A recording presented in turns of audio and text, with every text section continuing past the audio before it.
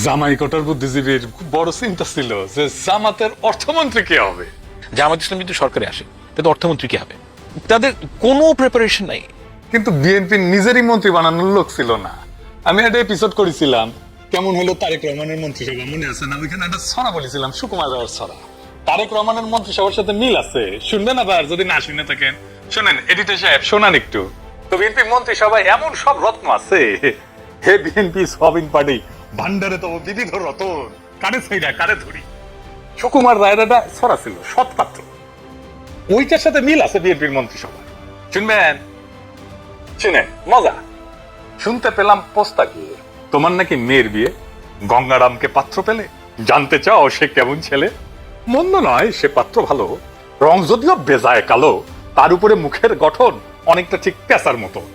বিদ্যে বুদ্ধি বলছি মশাই, ধন্যী ছেলের অধ্যবসায়। 19টি বার ম্যাট্রিকে সে ঘায়েল হয়ে থামলো শেষে। বিষয় আসায় গরিব বেজায়, কষ্টে সৃষ্টে দিন চলে যায়। মানুষ তো নয় ভাইগুলো তার, একটা পাগল একটা গোয়ার, আরেকটি সে তৈরি ছেলে, জাল করে নোট গেছেন জলে। কনিষ্ঠটির তবলা বাজায়, যাত্রা দলে 5 টাকা পায়। গঙ্গারাম তো কেবল ভোগে তিলের জ্বর আর পাণ্ডু রোগে। কিন্তু তারা উচ্চ ঘর, বংশরাজের বংশধর। শ্যামলাহিরি বন গ্রামের কি যেন হয় গঙ্গারামের। যা হোক, এবার পাত্র পেলে এমন কি আর মন্দ ছেলে। তো একদিন পরে একটা গণতান্ত্রিক ভাবে নির্বাচিত সরকার পেলাম, তাহলে একটা মন্ত্রিসভা পেলাম। পেছেন একটা মন্ত্রিসভা, মন্দ না। শুনেছেন, খুশি আছেন? এনে কইবেন না ফাইন আছে, ফাইন ফাইন কেছেন। বহুত বহুত শুক্রিয়া। তো বিএনপির পররাষ্ট্রমন্ত্রী বানানোর লোক আছিল না, ভাড়ায় চালিত একজন পররাষ্ট্রমন্ত্রী নিচ্ছে। দেখেছেন না টেম্পু যেভাবে ভাড়ায় চালিত করে, উনকে এটা টেম্পু পররাষ্ট্রমন্ত্রী নিচ্ছে। এটাই নাকি বিএনপির সবচেয়ে স্মার্ট পররাষ্ট্রমন্ত্রী। তারেক রহমানের মাস্টার স্ট্রোক। সে কি করেছে? ইরানে আমেরিকা হামলা করেছে, ইরানের সর্বোচ্চ ধর্মীয় নেতা খামেনিকে তার পরিবার সহ মেরে ফেলেছে আমেরিকার ইসরায়েল বোমা মেরে। আর বিবৃতি দিছে কি? কোন শোক জানানো নাই, উল্লেখই নাই যে ওনারে মাইরা ফেলা হয়েছে। সকল আন্তর্জাতিক রীতি নিয়ম নীতি ভঙ্গ কইরা উল্লেখ নাই যে ইরানে বোমা ফেলা হইতেছে বৃষ্টির মতো, এবং বোমা ফেলা শুরু করছে আমেরিকা আর ইসরায়েল। ফোনদের আলো রুটি যাইয়া বয়ান দেয়, তাদের নাকি বিদেশিরা কয় আর লজ্জায় নাকি মাথা কাটা যায়। শুনে প্রথম আলো এবং ডেইলি স্টারের উপরে আক্রমণ, এই ধরনের আক্রমণ আমরা আগে দেখিনি। এটা ছিল স্বাধীন গণমাধ্যমের ওপর একটা আক্রমণ। প্রথম আলো এবং ডেইলি স্টারের ঘটনায় আমাকে স্থানীয় কূটনৈতিক মহলে এবং বিদেশে কথা শুনতে হয়েছে। মাননীয় স্বরাষ্ট্রমন্ত্রী যে কথাটি বললেন, আমাদের মাথা হেঁট হয়ে গেছে। আমরা আজকে একটা প্রতিজ্ঞা করতে পারি যে এই ধরনের ঘটনা আমাদের দেশে আর ঘটবে না। প্রথম আলো এবং ডেইলি স্টার পরিবারের প্রতি আমার গভীর সমবেদনা জানাচ্ছি। শুনেছেন, ওরে আমার লজ্জা রে। হাসিনা যেমন মেট্রো রেল আর বিটিভি পুরানিয়া কেন্দ্রে নাটক করেছিল,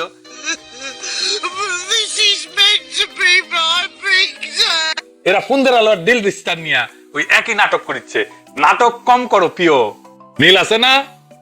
এরা দেশের উপরে নির্বিচারে বোমা ফেলতেছে, বাচ্চাদের স্কুলে বোমা ফেলা, মাসুম বাচ্চাদেরকে মেরে ফেলতেছে, সর্বোচ্চ নেতাদের মেরে ফেলতেছে।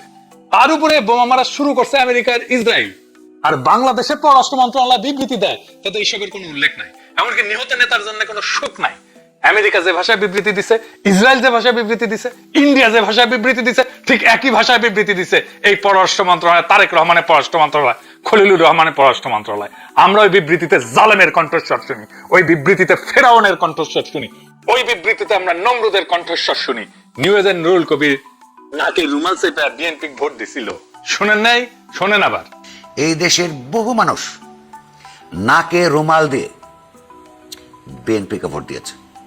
নাকে রুমাল দিয়ে কেন? ওই ধানের শীষ দেখলে তার চাঁদাবাজির দুর্গন্ধ তার নাকে আসে।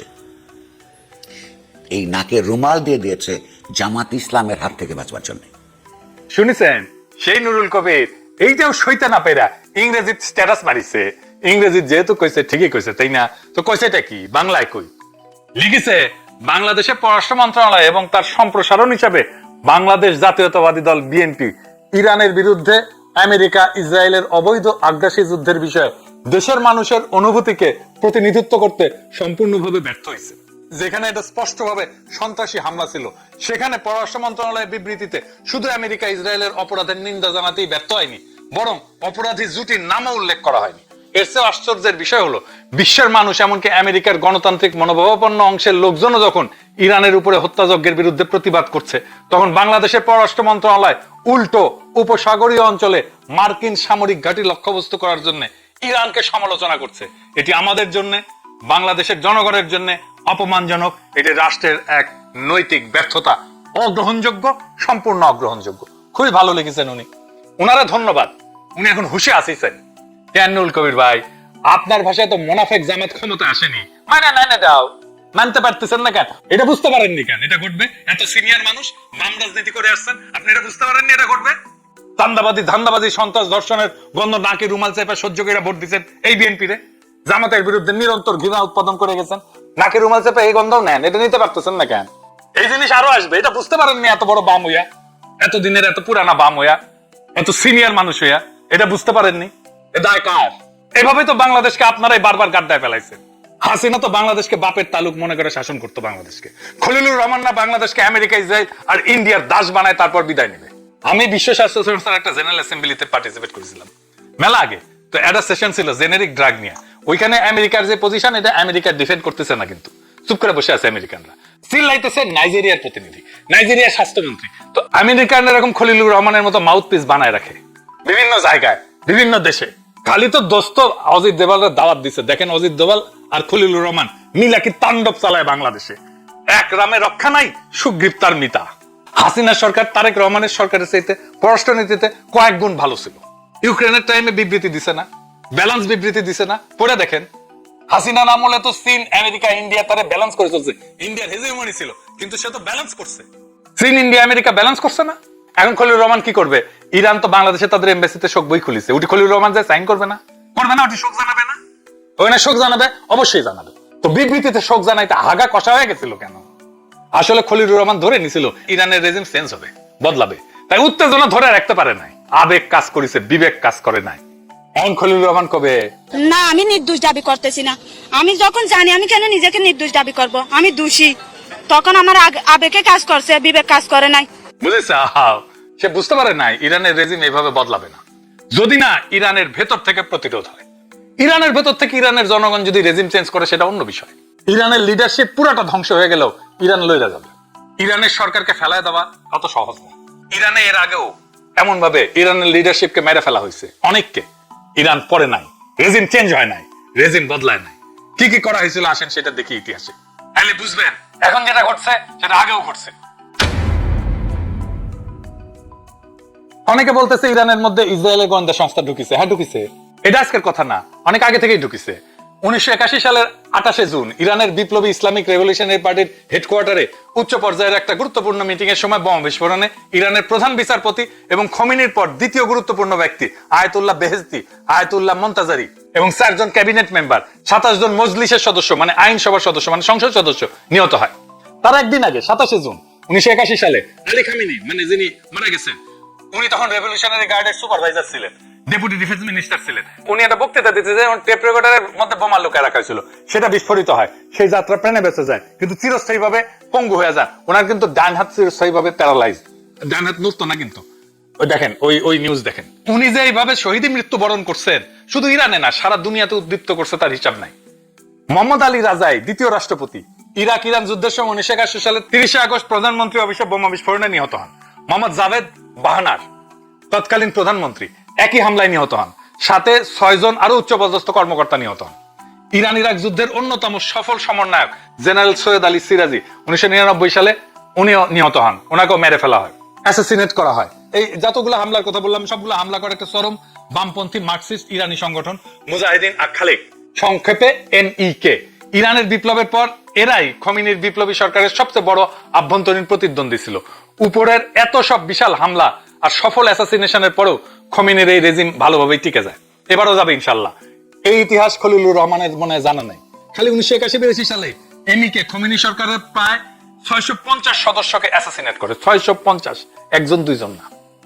MEK এত কিছু করার পরে রেজিম ফল করাইতে পারে নাই। আর আমেরিকা ইসরায়েল ভাবতেছে কিছু জেনারেল লিডারকে বিমান হামলায় মারলে রেজিম ফল করবে। হ্যাঁ, এতই সোজা। হ্যাঁ, MEK আমেরিকা ইসরায়েলের চেয়ে বেশি ডেঞ্জারাস ছিল, কারণ তারাও ইরানি এবং সফলভাবে ব্যাপক আকারে রেজিমকে তারা ইনফিলট্রেট করছিল। ওই জায়গা থেকে উঠে আসছে ইরান, আবার আসবে। শিখেন ওদের কাছ থেকে মেরুদণ্ড কাকে বলে, মর্যাদা কাকে বলে, বীরত্ব কাকে বলে, আত্মসম্মান কাকে বলে। আমরা যদি এটা শিখতে পারি, কেউ আমাদের দাবায় রাখতে পারবে না।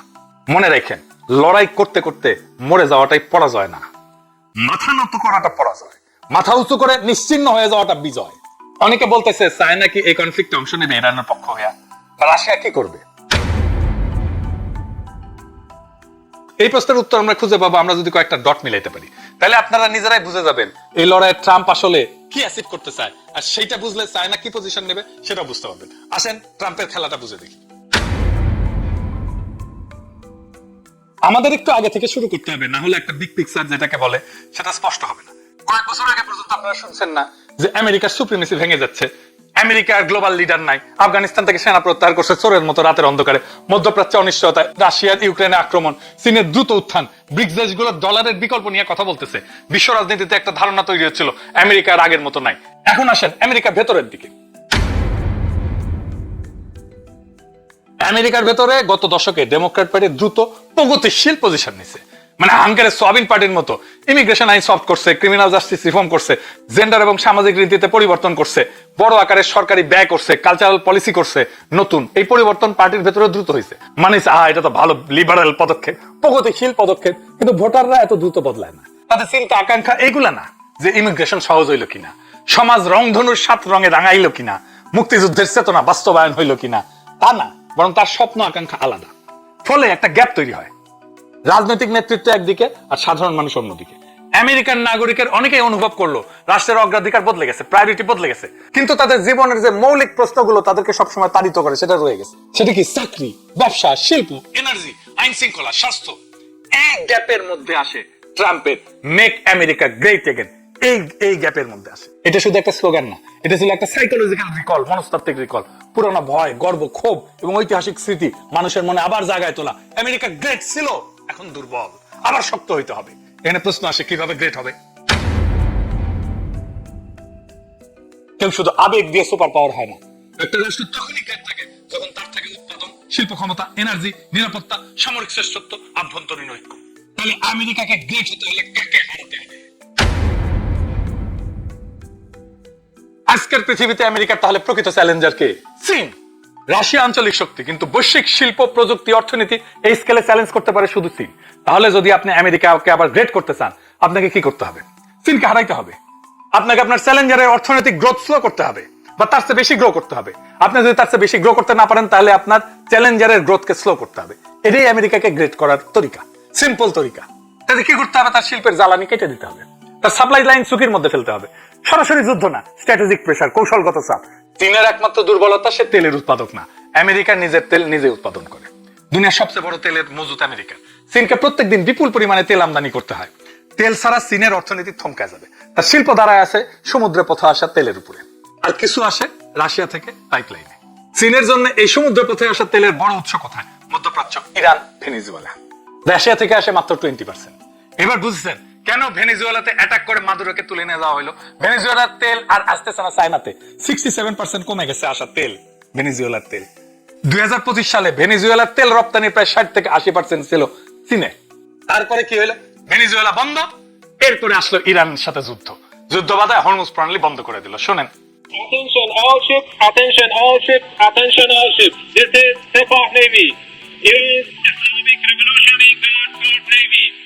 Group number 1. All navigating through the Strait of Hormuz is forbidden.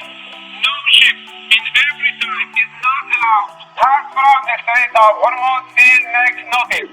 This is Sepah Navy. Out. তাহলে আপনি সরাসরি বেজিং এর শিল্প শক্তিতে দিলেন ধাক্কা। কারখানা বিদ্যুৎ ছাড়া চলে না, এআই, ডাটা সেন্টার, এনার্জি ছাড়া চলে না। ইস্পাত, সিমেন্ট, সেমিকন্ডাক্টর সবকিছুর মূলে জ্বালানি। চীন একেবারে বসে যাবে যদি তেল না আসে। মানে চায়নার এনার্জি বা জ্বালানির সরবরাহ কমে গেছে এর মধ্যে। এই বিশাল ইকোনমি চলবে কিভাবে তাইলে?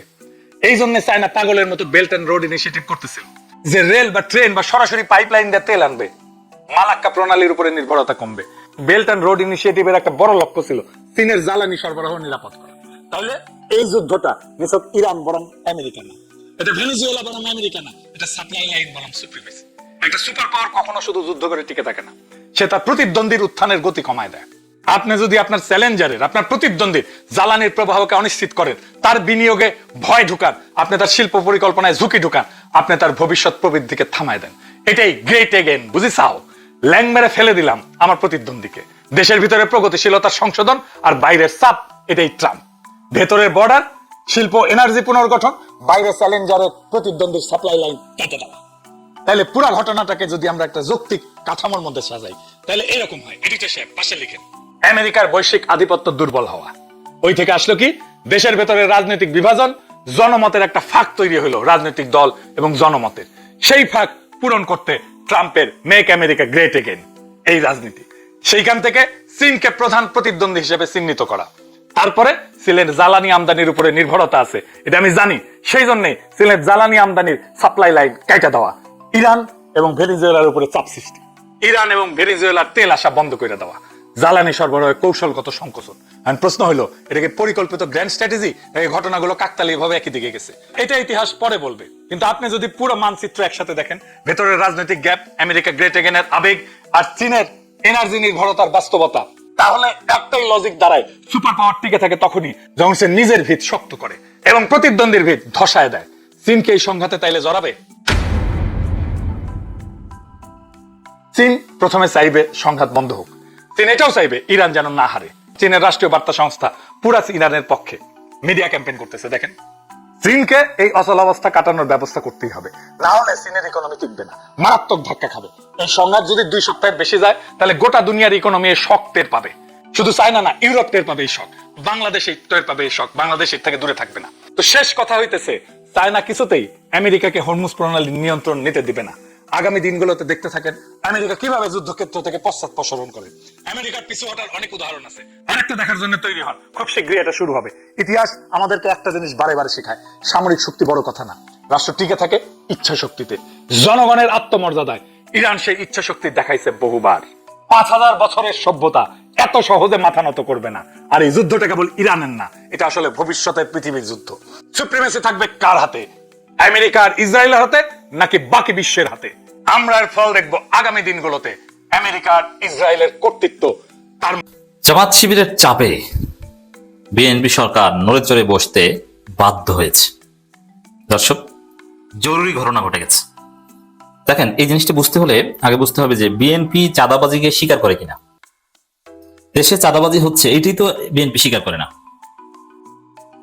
তারা সমঝোতার ভিত্তিতে হচ্ছে বলে দাবি করে যে না, এই যে সড়কে যেটা দেখছেন এটা চাঁদাবাজি না, এটা চাঁদা নেয়া, এটা মালিক সমিতি, শ্রমিক সমিতি তারা শ্রমিকদের, মালিকদের কল্যাণের জন্য নিয়ে থাকে। কিন্তু চাঁদাবাজি যে একিউট আকার ধারণ করছে, ভয়ানক রূপ ধারণ করছে, এটা কিন্তু তারা বলতে পারছে না, এটা তারা সরাসরি বলে না। এমনকি বিএনপি সরকারের সিস্টেম হচ্ছে যে চাঁদাবাজিকে ধামাচাপা দেয়া। যেমন চাঁদাবাজির কোনো রিপোর্ট বিএনপির কেউ ছাড়া তো আর চাঁদাবাজি করতে যায় না, চাঁদাবাজি মানেই বিএনপি। যেহেতু মিডিয়াগুলো প্রায় সব বিএনপির দখলে, আমার দেশ নয় দিগন্ত ছাড়া, এ কারণে বিএনপির মিডিয়াগুলোর প্রতি নির্দেশনা হচ্ছে যে চাঁদাবাজির রিপোর্ট তোমরা করবে না। চাঁদাবাজির ঘটনাকে কেন্দ্র করে যদি কোনো হত্যাকাণ্ড বা আহত হওয়ার ঘটনা ঘটে, তাহলে ওটাকে সামাজিক প্রভাব বিস্তার বা আহত এভাবে রিপোর্ট করবা। চাঁদাবাজি চলছে বিএনপি সরকার আমলে, এটা বুঝতেই দিবা না। কারণ জামাত এনসিপির প্রধান প্রচারই হচ্ছে বিএনপির বিরুদ্ধে, অভিযোগ হচ্ছে যে এরা চাঁদাবাজ সরকার। এইখানে বিএনপি যেখানে চাঁদাবাজিকে ধামাচাপা দিতে চাচ্ছে, চাঁদাবাজিকে অস্বীকার করছে, সেখানে জামাত শিবির জোরালোভাবে প্রচার করছে এবং চাঁদাবাজির ঘটনা যেখানেই ঘটছে সেটাই তারা বিবৃতিতে আনছে।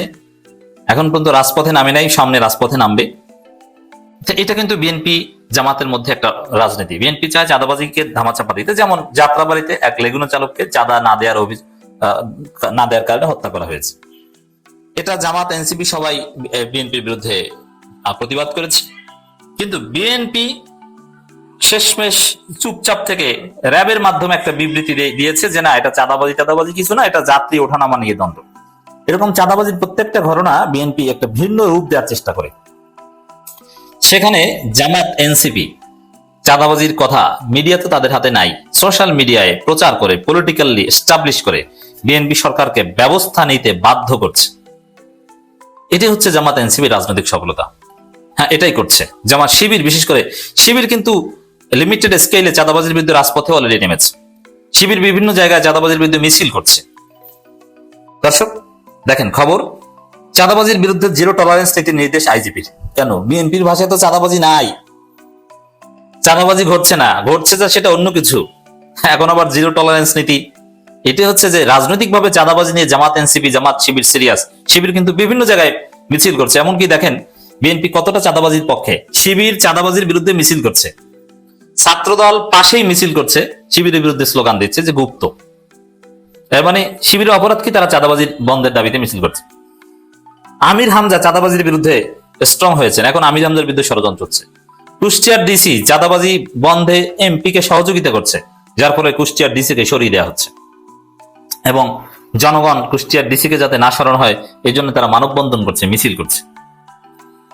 তো বিএনপির যে নীতি যে চাঁদাবাজি হচ্ছে না, তো সেখানে আইজিপি এটা বলছে যে চাঁদাবাজির বিরুদ্ধে জিরো টলারেন্স, এটাই হচ্ছে জামাত শিবির এনসিপির চাপের ফল।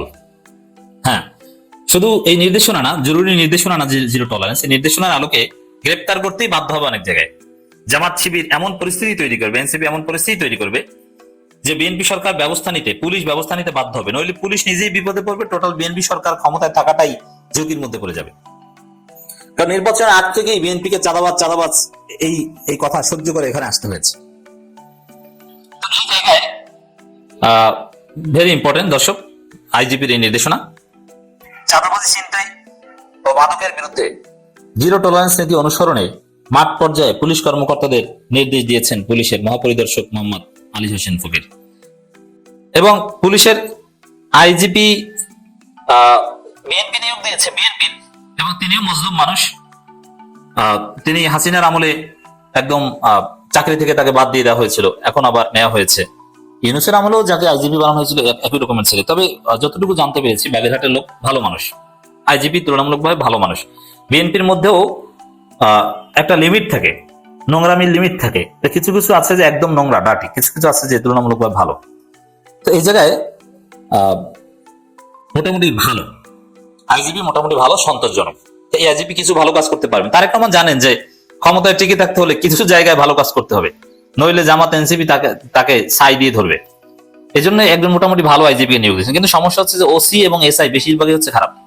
ওসিদের মতো খারাপ মানুষ পৃথিবীতে খুব কম থাকে, এটা বাংলাদেশের কালচার। ভালো ছেলেগুলো ওসি হয়ে ওরা খারাপ হয়ে যায়, ওরা রাজনৈতিক দলের দালালি করতে বাধ্য হয় বা দালালি করে, এটি ওদের চরিত্র।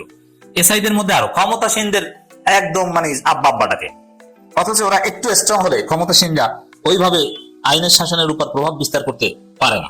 একটু স্ট্রং হলে কিছু ব্যক্তিত্ব সম্পন্ন আছে লোক।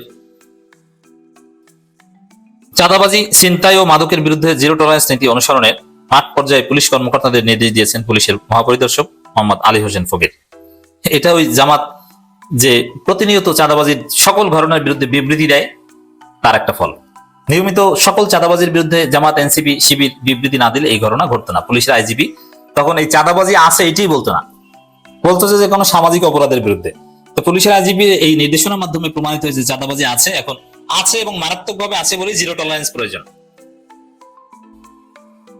সরকার পুলিশ হেডকোয়ার্টার থেকে অনলাইন প্ল্যাটফর্মে দেশের সব জেলা পুলিশ সুপারদের সঙ্গে আইন শৃঙ্খলা সংক্রান্ত মত বিনিময় হয়। দেখেন পুলিশের যত নিচে যাবেন তত তারা খারাপ, তবে একদম নিচের কনস্টেবলরা একটু কম খারাপ, আর উপরের লেভেলের অফিসাররা মোটামুটি ভালো। আমি পুলিশের ঊর্ধ্বতন অনেকের সাথে মিশেছি, তারা তো বিশেষ করার, এ কারণে তাদের মধ্যে শিক্ষা দীক্ষা মিডিয়াম আছে। কিছু লোক খারাপ হয়, বিপ্লব কুমার কিংবা হারুন টাইপের লোক হয় অল্প, কিন্তু অনেকের মন মানসিকতা ভালো তুলনামূলক ভাবে।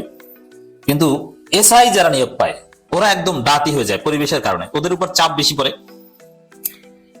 আইজিপি বলেন মহাসড়কে চাঁদাবাজি, ছিনতাই ও ডাকাতি কোনোভাবেই বরদাস্ত করা হবে না। এসব অপরাধ দমনে হাইওয়ে পুলিশের পাশাপাশি জেলা পুলিশকে সক্রিয় ভূমিকা রাখতে হবে। মানে এগুলো আছে, এবং ঈদে বিএনপি সন্ত্রাসীরা চাঁদাবাজির একটা রমরমা ব্যবসা শুরু করতে পারে, যার ফলে এটা বিশেষ নির্দেশনা, এটা জরুরি নির্দেশনার মতো। আসলে ঈদ উপলক্ষে ঘরমুখ মানুষের যাতায়াত নির্বিঘ্ন নিরাপদ করতে প্রয়োজনীয় ব্যবস্থা নেওয়ার নির্দেশ দেন তিনি। যানজট নিয়ন্ত্রণ, যাত্রীদের নিরাপদ গন্তব্যে পৌঁছানো এবং ঈদ শেষে নির্বিঘ্নে ফিরে আসা নিশ্চিত করতে সংশ্লিষ্ট সতর্ক থাকার আহ্বান জানান। মূল বিষয় হচ্ছে এটাই, জামাত শিবির এনসিপি যদি চাঁদাবাজির বিরুদ্ধে সোচ্চার থাকে এবং যে কোনো অপরাধের বিরুদ্ধে সোচ্চার থাকে, বিএনপি এভাবে লাইনে আসতে বাধ্য হবে। জামাত শিবির এনসিপি যদি চুপ থাকে তাহলে বিএনপি নির্বিঘ্নে সমঝোতার ভিত্তিতে তাদের চাঁদাবাজি এটা চালিয়ে যাবে, এটা বন্ধ করবে না। এজন্য বিরোধী দল যতটা